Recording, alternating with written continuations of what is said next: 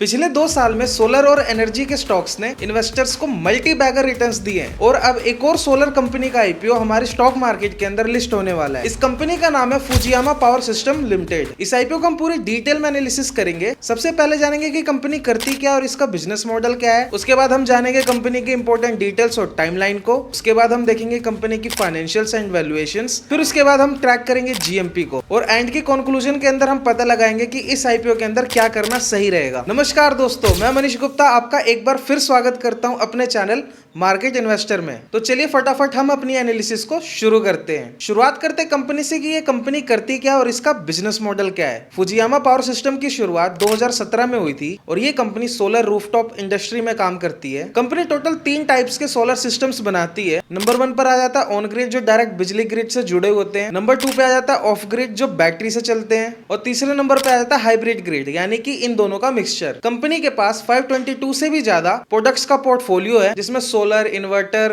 Batteries, UPS, charger, controller, ये काफी सारी चीजें शामिल है। कंपनी के पास 725 से भी ज्यादा डिस्ट्रीब्यूटर हैं और इस कंपनी के अंदर 5000 प्लस डीलर शामिल हैं। और बाकी इस कंपनी का टोटल 4 मैन्युफैक्चरिंग प्लांट्स हैं, जो ग्रेटर नोएडा, परमाणु, बरवाला और दादरी जैसे बड़े बड़े शहर्स के अंदर शामिल है। बाकी ये कंपनी अपने जो प्रोडक्ट्स हैं उसको एक्सपोर्ट भी करती है। बाकी ये कंपनी इंडिया में तो बिजनेस करती है, साथ ही में ये कंपनी बांग्लादेश, अमेरिका, काफी बड़ी बड़ी कंट्रीज में अपने प्रोडक्ट्स को एक्सपोर्ट करती है। ये तो हमने देख लिया कि कंपनी करती क्या और इसका बिजनेस मॉडल क्या है। अब हम बात कर लेते हैं इस आईपीओ से जुड़े हुए टाइमलाइन की। इस आईपीओ की जो ओपनिंग है वो 13 नवंबर से लेकर के 17 नवंबर तक की रहेगी। इसके बीच में आप अप्लाई कर सकते हैं। साथ ही में जो इस आईपीओ की अलॉटमेंट है वो 18 नवंबर को देखने को मिलेगी। और बात करेंगे इसकी लिस्टिंग की तो वो हमें 20 नवंबर को देखने को मिलेगी, यानी 20 नवंबर को आप इनके स्टॉक्स के अंदर बाय और सेल कर सकते हैं। इसी के साथ अब हम कुछ और इंपॉर्टेंट डिटेल्स के बारे में जान लेते हैं। इस आईपीओ का जो टोटल इशू साइज रहने वाला है वो 828 करोड़ का देखने को मिलेगा। इसमें से 600 करोड़ का फ्रेश इशू है और बाकी बचा हुआ 228 करोड़ है, ये ऑफर फॉर सेल है। इसी के साथ इस आईपीओ का जो प्राइस बैंड रहने वाला है वो 216 रुपए से लेकर के 228 रुपए तक का देखने को मिलेगा और इनके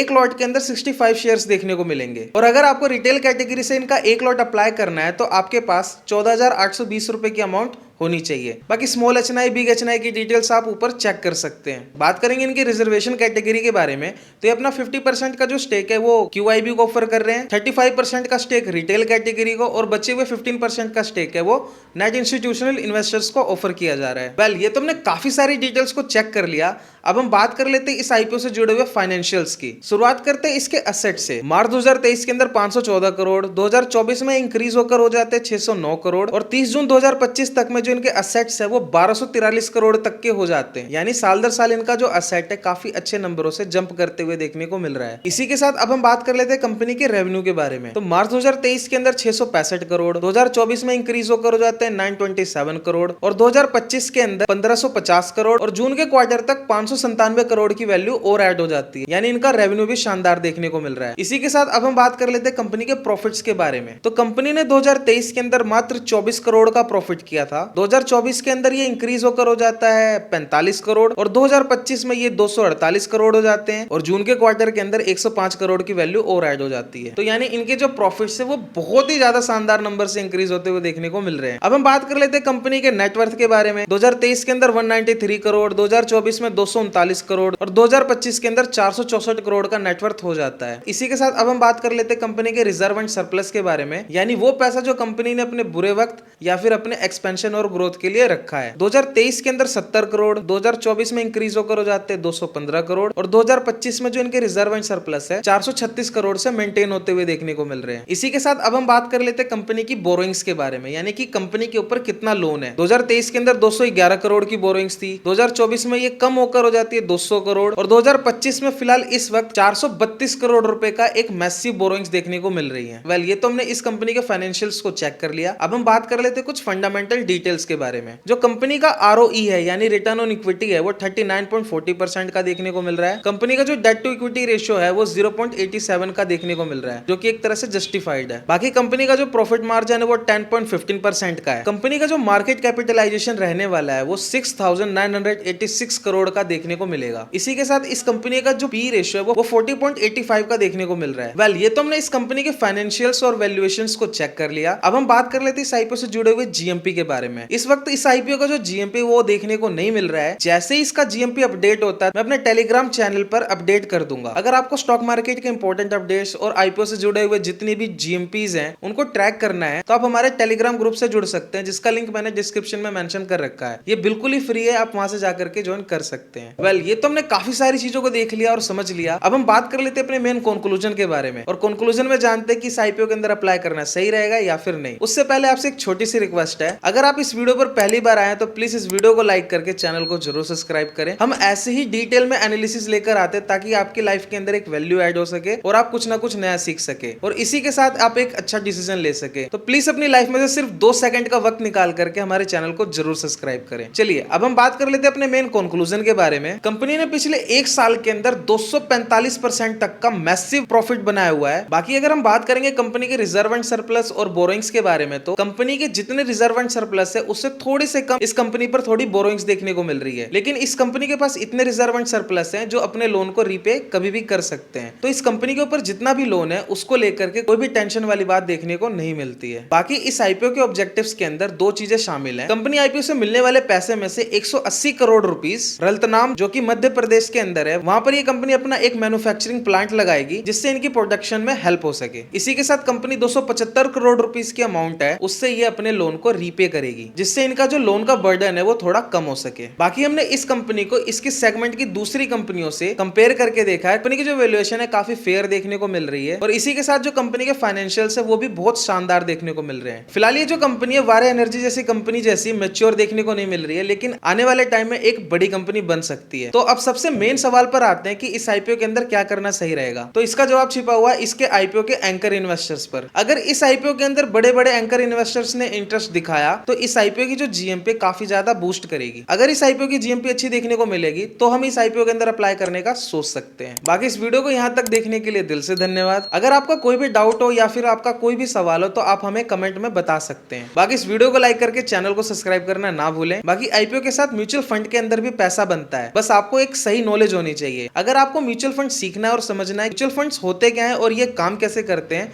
तो आप हमारी ये वाली प्लेलिस्ट को चेक कर सकते हैं। इस प्लेलिस्ट के अंदर हमने बताया कि म्यूचुअल फंड क्या होते हैं और कैसे काम करते हैं। इसी के साथ इस वीडियो के लिए इतना ही। हम मिलते हैं किसी और वीडियो में, तब तक के लिए आप अपना ख्याल रखिए। गुड बाय, जय हिंद।